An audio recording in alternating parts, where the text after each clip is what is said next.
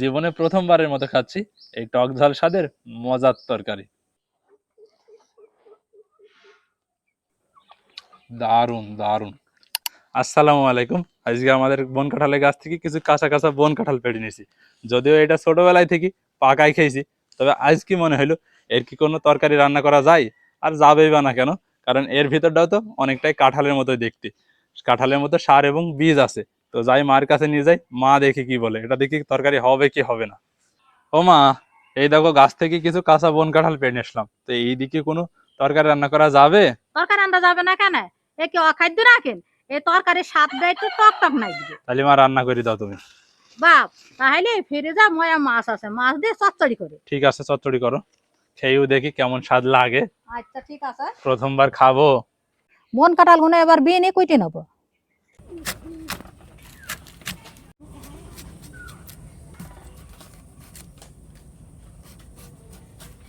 বিনি নেওয়া হয়ে গেছে, এবার জির করে কুইটে নেছে। এই যে এইভাবে জির করে সব গুনায় কুইটে নেবো।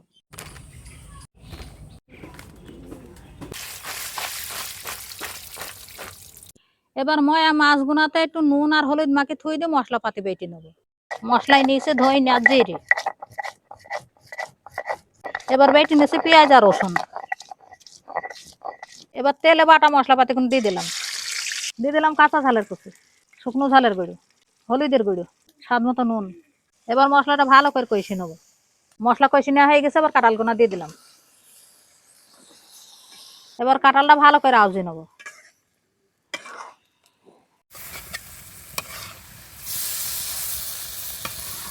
আউজে নেওয়া হয়ে গেছে, এবার পরিমাণ মতন মৌ দিয়ে দিলাম। এবার ঢাকনি দিয়ে ঢেকে দিলাম, আস্তে আস্তে সেদ্ধ। এবার মাছগুনাও দিয়ে দিলাম।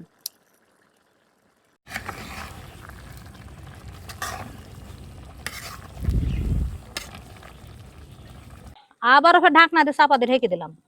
আন্দা হয়ে গেছে, এবার সাইডে ভাজা মশলা গুঁড়ো ছেটে দিলাম।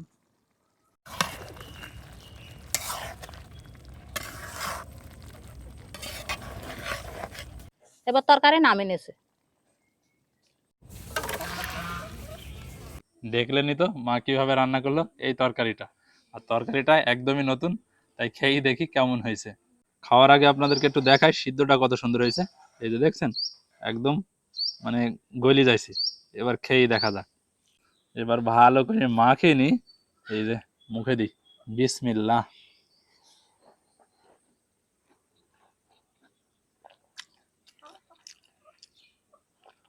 এটা স্বাদটা আপনাদেরকে আগে বলি, যে মা বলেছিল টক টক হবে, ঠিক তেমনটাই। যারা টক খাবার পছন্দ করেন তাদের জন্য একদম পারফেক্ট। সত্যিই দারুণ লাগছে, দারুণ।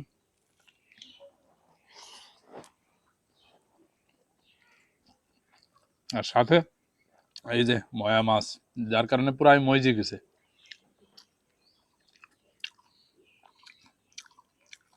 এইভাবে মানে ওই কাঁঠালটা নিয়ে মুখে দিতে হবে, তারপরে এরম করে একটু একটু করে মানে ময়া মাছ মুখে দিলে যেন স্বাদটা আরও বেড়ে যাচ্ছে। তো আমার সাথে খাইতে কিন্তু মোটামুটি বলা যায় যে বেশ দারুণই লাগলো, খারাপ না। আগেই তো বলছি, কারণ এটা তো মানে যে খাওয়ার জিনিস না এমনটা তো না, এটা খাওয়ারই জিনিস এবং অনেকটাই কাঁঠালের মতো। তো সেই কৌতূহল থেকেই মানে রান্না করে দেখলাম খাওয়া যায় কিনা। খেতে বেশ দারুণ লাগছে। আপনারা চাইলে অবশ্যই রান্না করে দেখতে পারেন। মানে আমাদের আর একটা কথা, আমাদের এখানে এটাকে বন কাঁঠাল বলে, অনেকে দেওয়া ফল বলেন নাকি এরকম একটা কথা।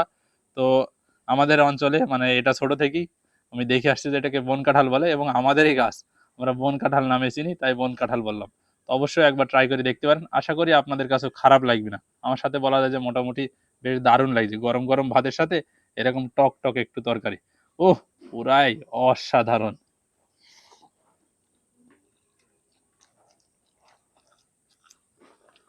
তো আজকের ভিডিওটা এখানেই শেষ করছি, দেখা হবে নতুন কোনো ভিডিওতে।